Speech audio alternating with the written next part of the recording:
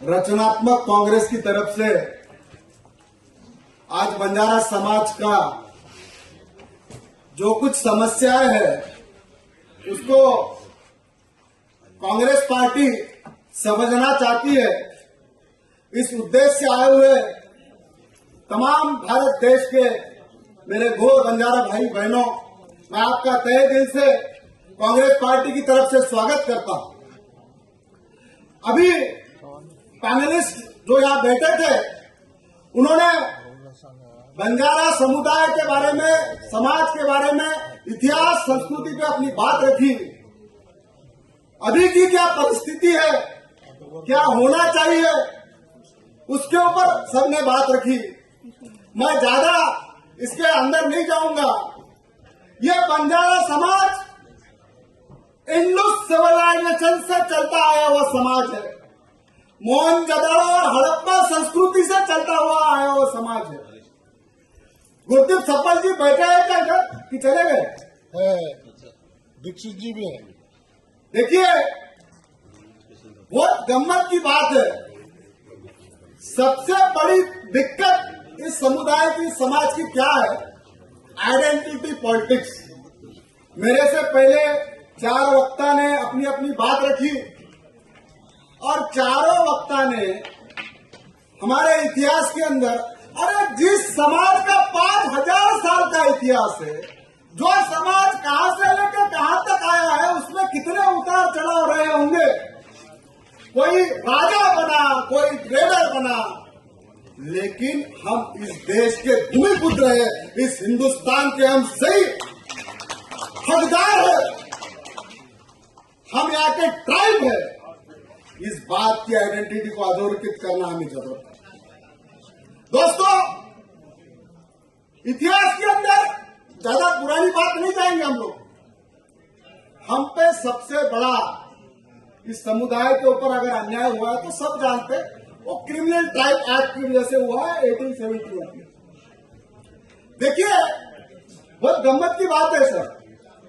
1871 का criminal tribe act इस देश में जो इम्प्लीमेंट हुआ ना, आप जो भाई कर्नाटक से, ये एससी में है, मेरे भाई बल्लैया नाइक एसटी में है, मैं एनटी में हूं। ये क्यों है भाई? इस पे तो सोचना पड़ेगा ना, इसके ऊपर तो बात करनी पड़ेगी।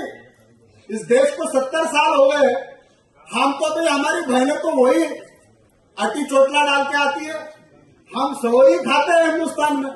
हमारा खान पान एक है, रहन सहन एक है, संस्कृति एक है, शादी है, फिर भी हम इस देश में अलग अलग क्यों है? इस बात को समझना सबसे बड़ी जरूरत है। उसके ऊपर मैं कुछ फैक्ट रखता हूं ऐतिहासिक। मैं कोई प्रेजेंटेशन वगैरह नहीं रखता हूं, मैं कांग्रेस का प्रवक्ता हूं, तो ये बात मैं पूरे ऐसे उतार चुका हूं। मैं इस पर रिसर्च कर चुका हूं कि क्या दिक्कत है बंजारा समाज के साथ। भले जी, ये जो क्रिमिनल ट्राइब एक्ट है ना, ये एक्सपांड हुआ 1905 में, 1925 में। सबसे पहले मद्रास प्रोविंस में लगा और बंगाल प्रोविंस में लगा। 1871 में जब ये हुआ, एक्ट को इम्प्लीमेंट किया ब्रिटिशरों ने। 1857 की लड़ाई में हम बारूद बनाते थे, हम युद्ध में शामिल हुए, हमने रोकने के लिए इतिहास रहा। देखिए, जब हिंदुस्तान को आजादी मिली 1947 में। इस देश का संविधान इंप्लीमेंट हुआ 1950 में, और बंजारा समाज को क्रिमिनल ट्राइब एक्ट से रिपील किया पंडित जवाहरलाल नेहरू ने 1952 में। तो हमें आजादी कब मिली? 1952 में। देश के साथ हम आजाद नहीं हुए।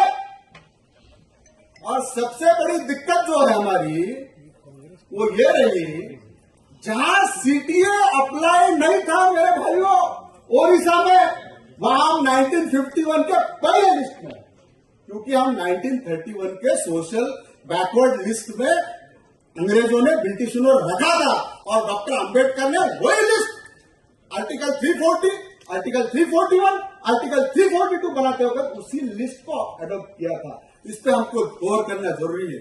ओडिशा में क्यों 1951 में अकोमोडेट हुआ है आदिवासी में? क्योंकि वहां क्रिमिनल ट्राइब एक्ट इंप्लीमेंटेड नहीं था, और जहां जहां था वहां हमें रोका गया। अब मैं उसके तथ्य रखता हूं आपको। देखिए, 15 जनवरी 1950 को हैदराबाद स्टेट के चीफ सेक्रेटरी ने रिकमेंड किया लॉ सेक्रेटरी सेंट्रल गवर्नमेंट को कि मद्रास प्रोविंस के जितने भी बंजारा हैदराबाद स्टेट में आते थे, सीपी एंड बेरा, हमारा जो मराठवाड़ा प्रांत जो था, ये सब हम उसी के अंदर आते थे। आपका तेलंगाना, आंध्र प्रदेश उसी के साथ में थे। तो उसने रिकमेंड क्या किया कि Banjara tribe include them into list. उसमें संविधान की जो संविधान इम्प्लीमेंट हुआ 15 अगस्त को, हमको उसके पहले ही रिकमेंड कर दिया गया, क्योंकि लिस्ट तो बनाना चालू थी ना डिक्लेयर करने के लिए। तो उसमें क्या किया, क्रिमिनल ट्राइब एक्ट रिपील नहीं हुआ है, इसलिए इनको इंक्लूजन नहीं कर सकते, यह उस वक्त बोला गया। यह सबसे बड़ी दिक्कत थी। अब हम डिस्क्रिमिनेटेड कहां हुए वो बस मैं आपको समझाता हूं। आप कर्नाटक में एसटी में क्यों आए, मैं डीएनटी में क्यों हूं? हाँ, तो कंक्लूड करने बल्लेया जी बोल रहे हैं, लेकिन सबसे इंपॉर्टेंट बात है, वो बात रखना कांग्रेस पार्टी के पास बहुत जरूरी है। ये जो 1951 के अंदर लिस्ट बनी, उसके अंदर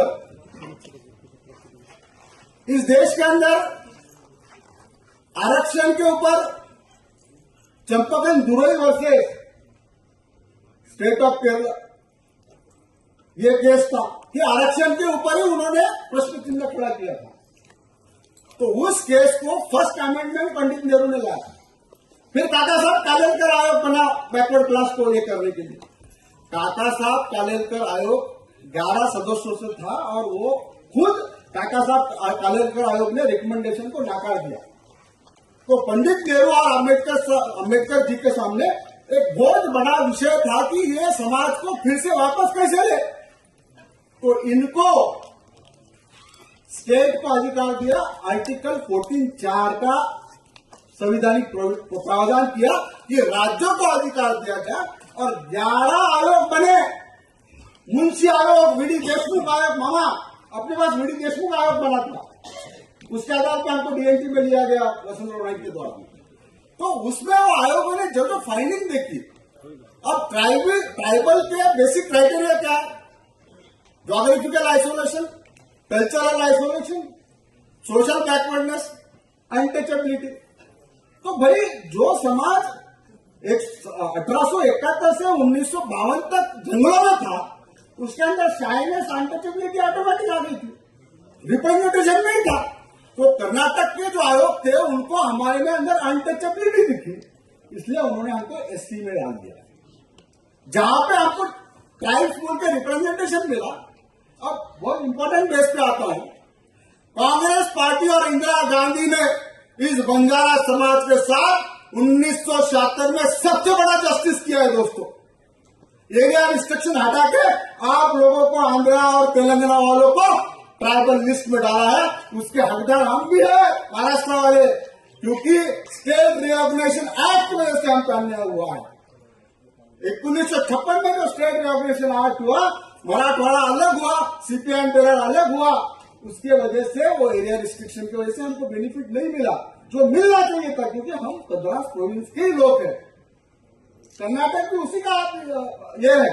तो ये सब ट्राइब की आइडेंटिटी, हमारे राजेश राठौड़ जी हमेशा कहते हैं 1 नेशन 1 रिजर्वेशन। हमको पूरे समाज को, कांग्रेस पार्टी को एक ही बात कहनी चाहिए, हम इस देश का 20 करोड़ समाज कांग्रेस पार्टी के साथ रहेगा। अगर हम आप अगर सरकार में आते हो, इंदिरा जी का वो एरिया रिस्ट्रिक्शन बिल के ऊपर से हमको भारत भर में 1 नेशन 1 रिजर्वेशन के तहत आर्टिकल 342 में डाले और हमको आदिवासी का हमारा हक दे, ये मांग हमें राहुल जी के सामने रखनी है। अब दूसरी बात, कांग्रेस पार्टी को अगर बंजारा समाज के साथ जुड़ना है तो क्या करना चाहिए? मैं सभी हमारे बेल्लेया नाइक जी, हमारे राजेश भैया, हमारे सभी लीडरों को, खत्म हो गया यस, देखो ये सभी लोगों को इस देश के अंदर, महाराष्ट्र में 4032 तांडे, भारत में 37,000 तांडे।